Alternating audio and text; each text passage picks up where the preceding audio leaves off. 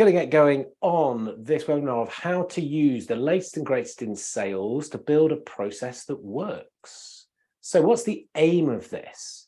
Well, the main thing I want to do here is to just consider the evolution of sales. I want to then sort of give some advice, some ideas, talk about some of the things that I've seen, why I think some of the evolutions we have to make, we really must.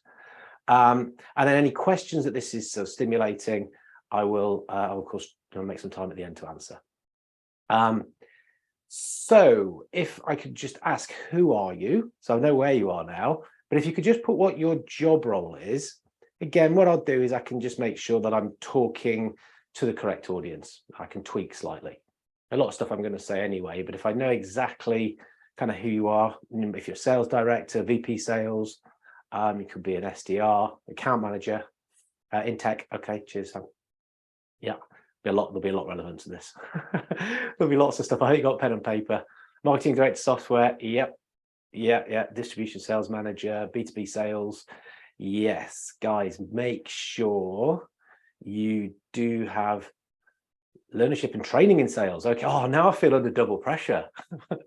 I mean, watch the presentation style and the training style as well. Oh, brilliant. There's a lot of good stuff going on there. We will get a recording to you.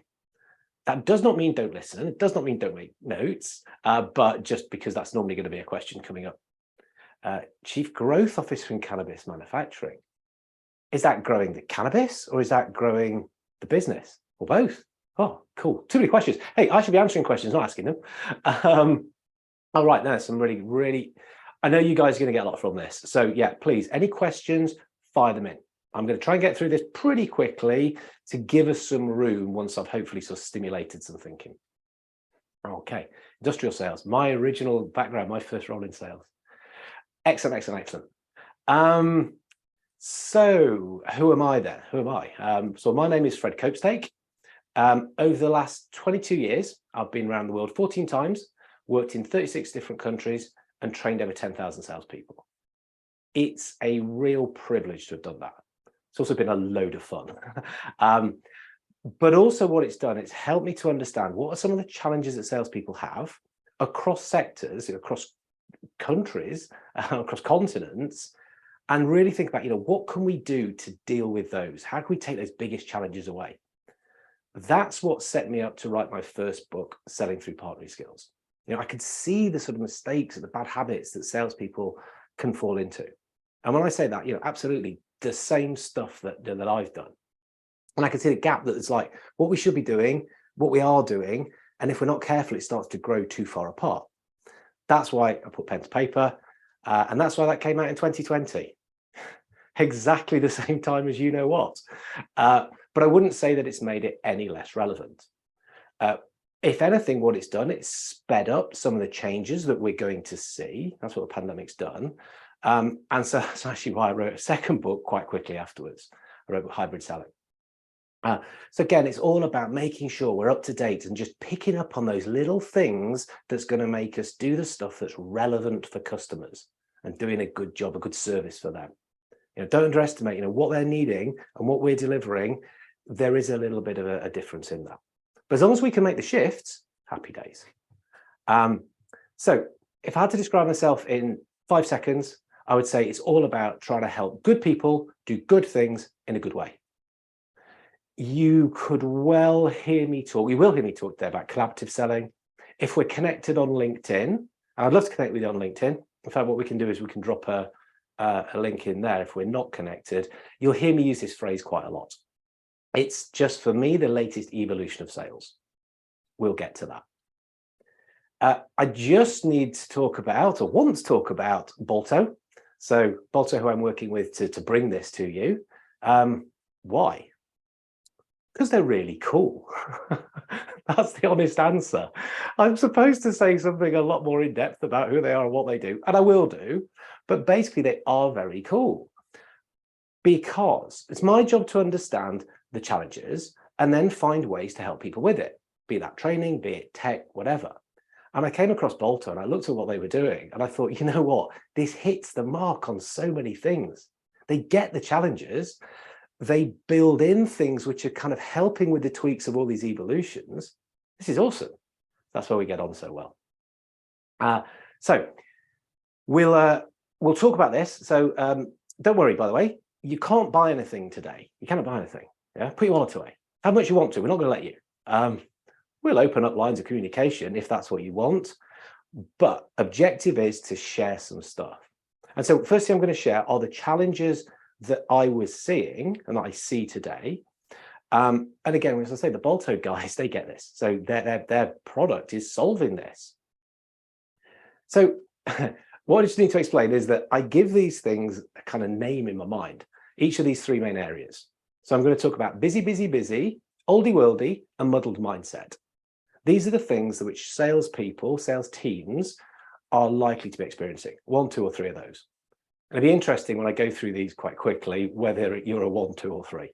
You can put it in chat if you want, but more I'm bothered about the fact that you think about this.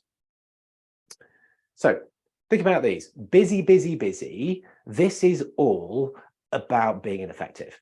You know, when salespeople are running around doing lots and lots of stuff, yeah, they're incredibly kind of industrious, if you like. But the problem is what they're doing isn't making a difference. It's not having impact. So it becomes quite wasteful.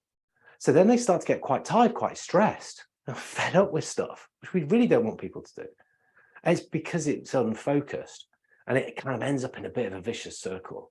Not a great place to be. Now, this can be compounded by oldie worldy. So oldie worldy, I'm using the old sort of Shakespearean language there because it's about being old fashioned. Yeah. And so this is where salespeople, I see this, they become quite self-centered. It's me, we. It's all about their product, their service, their offer, which customers are interested in. We know that customers are more interested in themselves.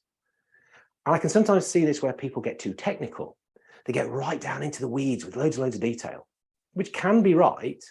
But for some people, no, I don't need all this. Those things tend to be through passion. Cool. But sometimes it's just poor practice. People have picked up some sales skill, some technique. I'm not going to call it skill. Just something from times gone by, which just isn't working today. It's wrong. It's a manipulative, pushy, rubbish stuff. We don't need that.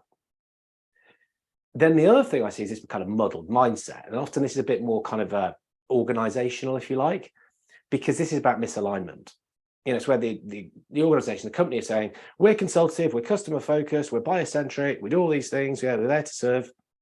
Problem is, what happens is when we get near the end of the month, end of the quarter, end of the year, a load of pressure goes on. We're going to sell this, push this, discount this.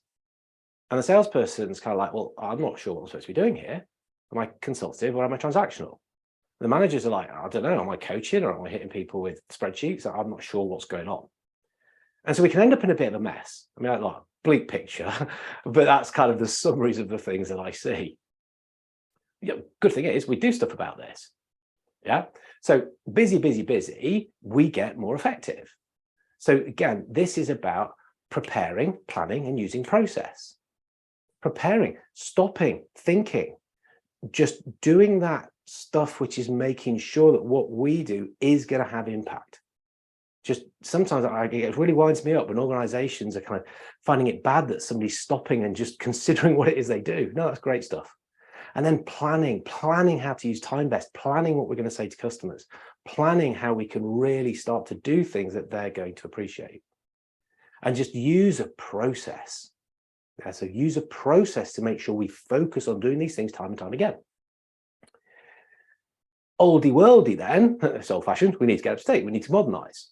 So trick to that, flip, follow, focus. Flip, it's flip where your focus is. Flip it to be about the customer. What are their issues, their concerns, their challenges? What's going on in their world? Not ourselves. And so if you're too technical, if you get swallowed up into that kind of stuff about yourself, follow a way of working, follow a system that's going to keep you talking about the right stuff at the right time. And if it's poor practice, please just focus on the stuff that works today and bin that old-fashioned nonsense. Look, I'm hoping nobody on this call would even know what they are, so I'm not going to talk about them. Don't need to. So then the alignment piece is about clarity, coaching, and confirmation. Organization, dead clear. This is how we do it. This is how we're set up. Here are the tools to help you go and do this properly. Managers can say, great, this is superb. We can take this. We can take time coaching people. We can help them get better at it. And the individual can be confirmed in what they do is the right thing. Yes, that's going to make a difference. That's how we're supposed to be doing stuff. That's what we want to do. And as I say, That's why I've got so much time for Bolto. They've got an awesome product, because what they recognize is teams, companies have the insights.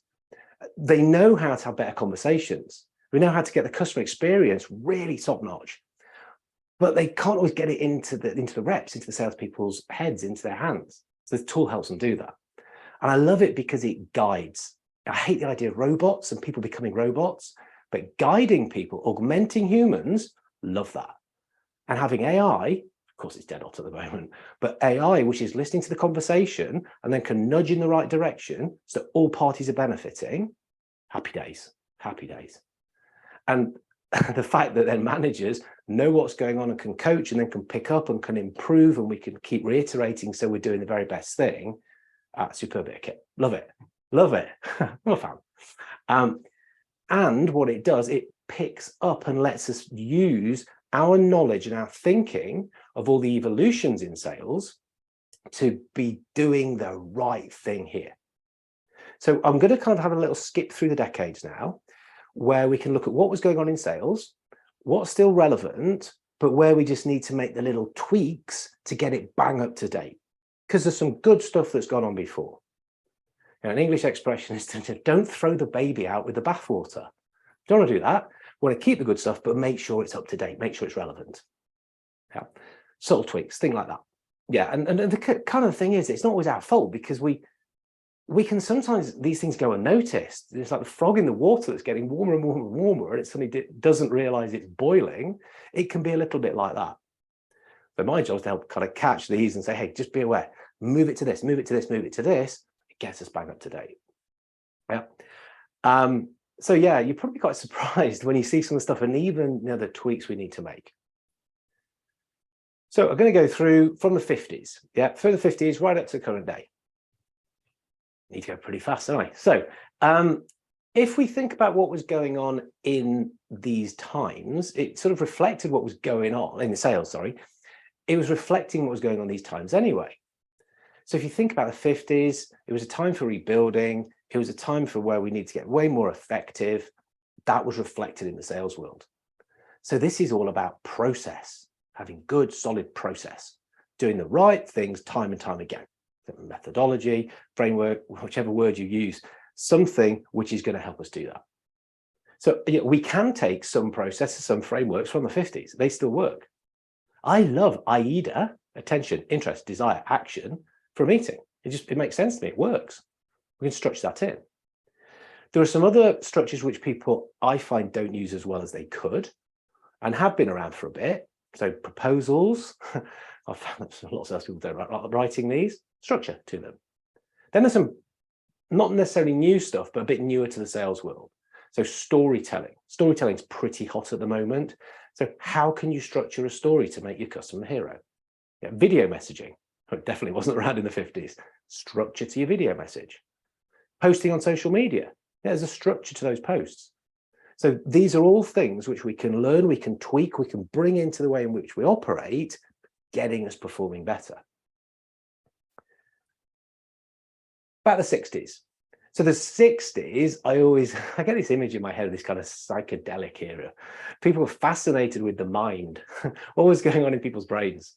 Did a lot of stuff to try and change their brains, I think. But for me, this is all about the psychology that was going on.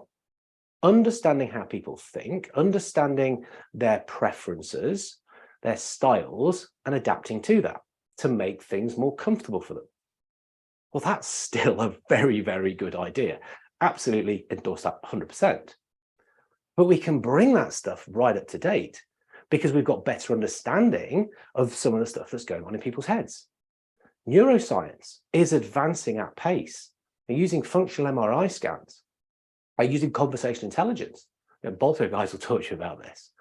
Even some of the tools like Crystal Knows, Humantics, where we can start to understand people personality styles before we meet them and make those adaptations. Again, it seems like a really good idea for me. So yeah, use it as a basis, nudge ourselves up in the way in which we can work. 70s, back to 70s. Think of the 70s as the time of benefit selling. Benefit selling, features, advantage, benefits. Good, solid basis. Again, we're not going to argue with that. People need to understand this stuff. However, what I would say now, some of the things that I can see is that there's too much of a reliance at times on product training. People get very, very good at feature advantage benefit, but it's not really enough now. And that what we should be doing is concentrating on problem training and the insights that we bring. So we need this as a basis, don't get me wrong.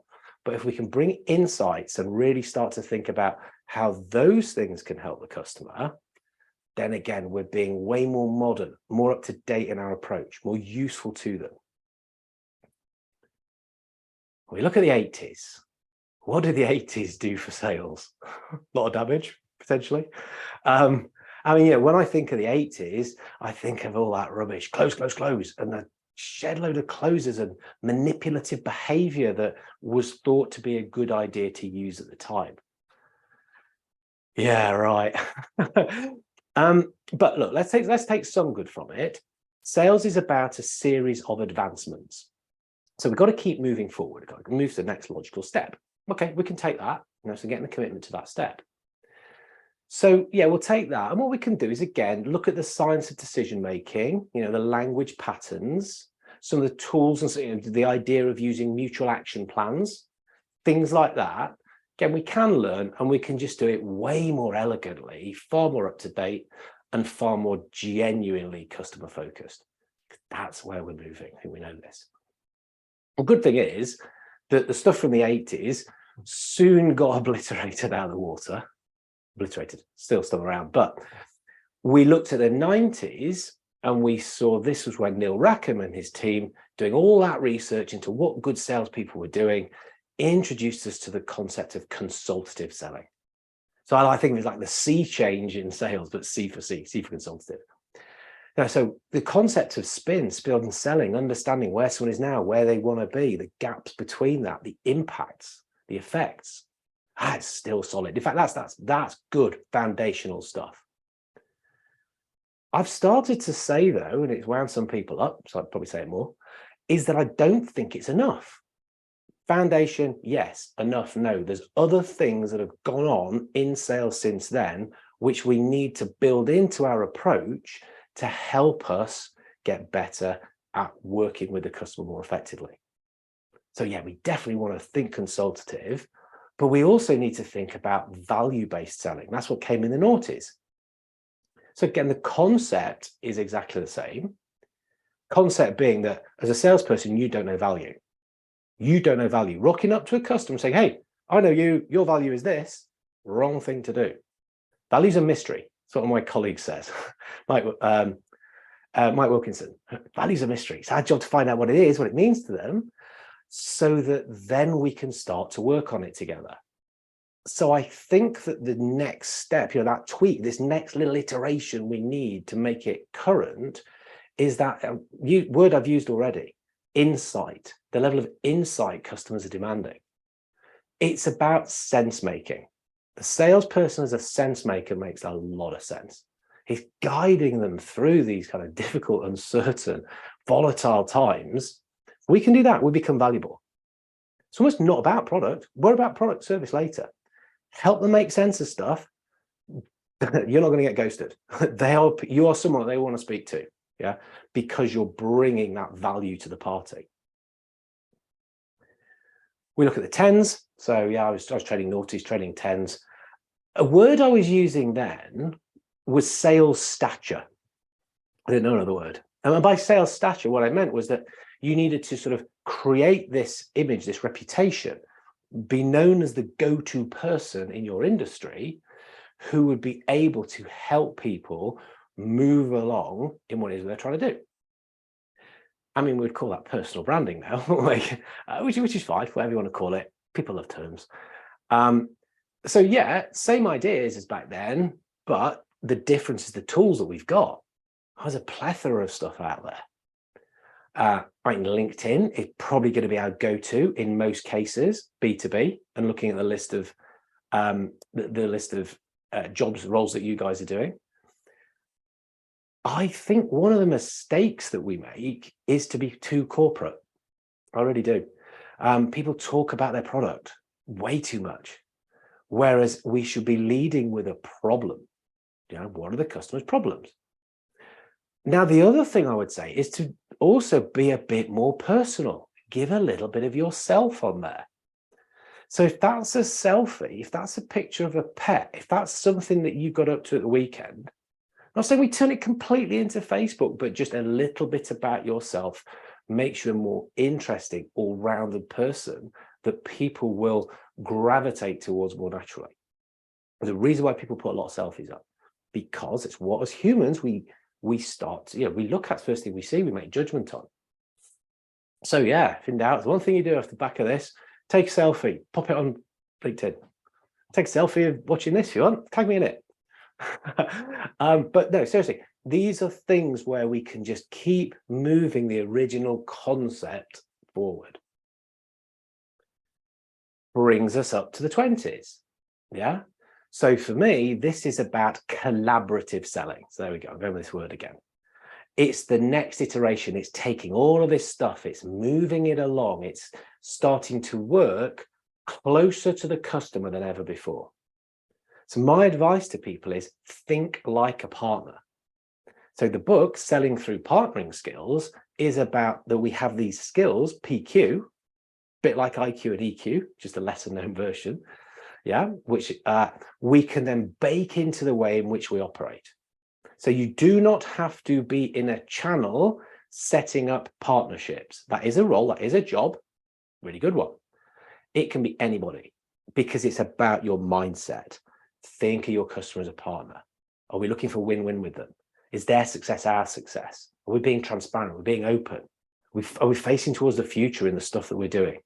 Those are examples of the partnering skills that a guy called Steve Dent identified, validated, verified. I picked up on these and thought, hey, this is brilliant. We need to take all that stuff that's gone on in sales before, take these, build them in together. That for me is what I'm talking about when we're talking about collaborative selling. That's that last little iteration, that last little shift. So there's our little spin through the eras, if you like, the evolution of sales. Any questions off the back of that? Any questions off the back of that? Pop those into Q&A so that I can see them.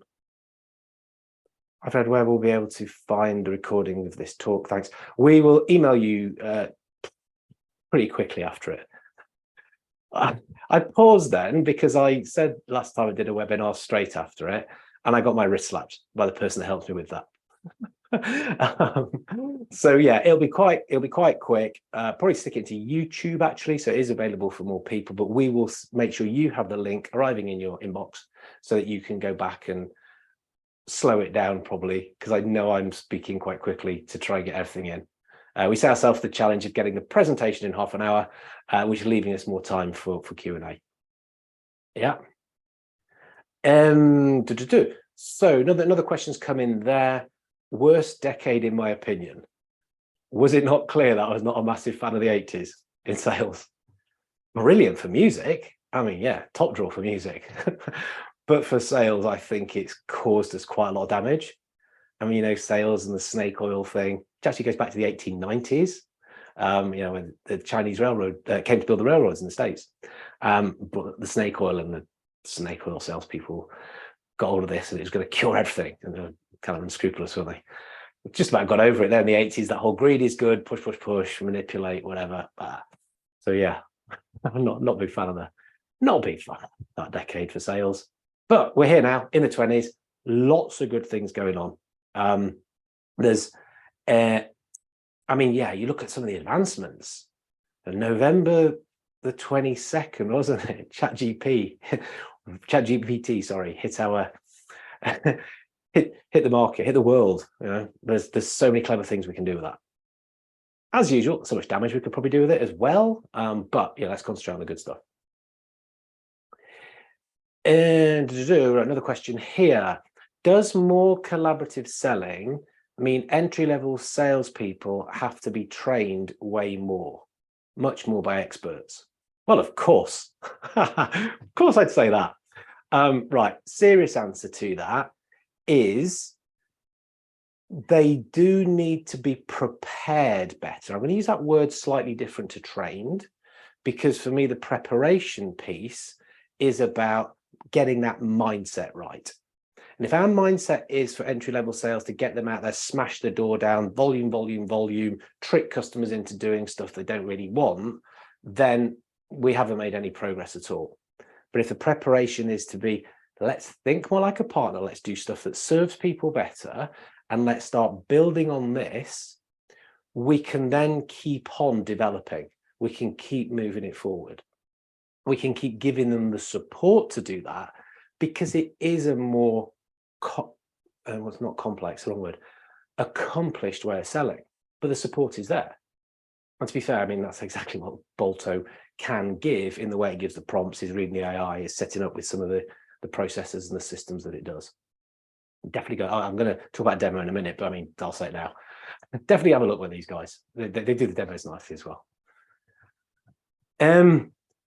Any more questions? Any more questions that I need to be talking about? Did I answer the last part of that question? Much more experts. I don't think I did. Actually, I'm going to add more into it. Do entry-level people need to be more expert in customer issues and customer problems, and able to talk to them about that comfortably? Yes, I think we do need that. Otherwise, why would I want to speak to somebody? You know, we know when I talk about sometimes the ABC of selling, that customers are more advanced, but they're further down the buying cycle. They've done a lot of the research. They're starting to work stuff out for themselves, which, by the way, I don't think is a very good indictment on the sales profession if they're not liking what we're doing to help them. So they're not trying to figure out their own stuff and self-diagnose. Because of that, become more biased, and that's biased towards what they've learned, what they like, the higher expectations that they have. So it's kind of like, oh yeah, it's all about them then, isn't it? You know, they've got complete power. Well, no, they're also more confused. So if we can step in and help them with that confusion, and do that early doors, and do that by introducing ways to help them think, to make sense of stuff, probably before they even need to do it, then that's a great thing for us to be able to do. So to do that, it's not just like learn the catalog one afternoon and then, you know, a script or a structure to kind of smash the door down, what I'd say. So I've got another one here. Is a lot of the partnership more of a questioning attitude of salespeople at whatever level to understand and unpick challenges? Massive part of it, Steve, massive part of it. Yeah, that's thinking like a partner. I mean, think of it, you know, just any kind of partnership, personal partnership, you know, it's understanding the other party better. What is it they want? What are they trying to achieve? How can we help them do that? If they do that, are we happy that they've done it? And actually, that's kind of great reward for us. So to be able to ask better questions and really sort of get under the skin of things, you know, help them to work out problems, it's a big part of it. So when I said consultative selling isn't enough, it's enough. I'm not saying it's no good. It's foundational. We have to understand that stuff. But then we need to bring more into the kind of the insights, the bits we're sharing, the way in which we kind of then co-create, collaborate, show them the way ahead, offer implementation plans, way more stuff than we've probably ever done than just saying, okay, well, we've worked out your pain, prod, that hurts, doesn't it? Here, buy that, take it away. That's just a little bit old-fashioned for me. We need to understand that as a concept, but we can do it more elegantly in a way which people will want to work with us because it's a better experience for them as well, is what I'd say there. Yeah, hope that made sense. If not, say it didn't quite make sense or need a little bit more, or just pop that into chat. Yeah, oh, cool, good. It's the mindset bit, and I think, you know, the risk of repeating myself, that's the bit that we're starting with. But somebody who's newer and younger to it, doesn't matter on age, newer to it or not as experienced in it, you know, we can give them the prompts, we can give them the helps, we can show them this is the way, you know, have the stuff there just to give them that little nudge when it's needed. Now, I've got no problem with that. I think it's a bloody good idea, actually, because there's sometimes so much going on. Every little that's going to keep us in the right direction, keep us guided, then that's got to be a great thing. Okay, let me fire a question at you then. Has this been helpful? That's a rubbish question, isn't it? For a trainer. What am I like? I've even put it on the slide. How embarrassing. I'm going to edit this bit. What has been helpful? How has this been helpful? Oh, very bad. No, but genuinely, what has been helpful? What bits are you taking away? Or in full-on trainer mode, what aha moments have I hopefully triggered there? I do like people popping these into the chat, because if it's triggered something and got you thinking about something, actually writing it down means you're probably going to do something about it, or more likely to. Also, it could be useful for somebody else. So yeah, the trends over time. It's amazing how much sales has shifted and the amount of time and effort put into really understanding it. A big business. That's why I get a little bit annoyed when I find, particularly over here in the UK, universities don't train salespeople, even in a business degree, but it's a massive, massive area. Okay, so hopefully that has been useful. I wanted to keep it short, sweet, and just kind of give you the flavors of some of these evolutions. If you want to chat more to me, I'm there on LinkedIn.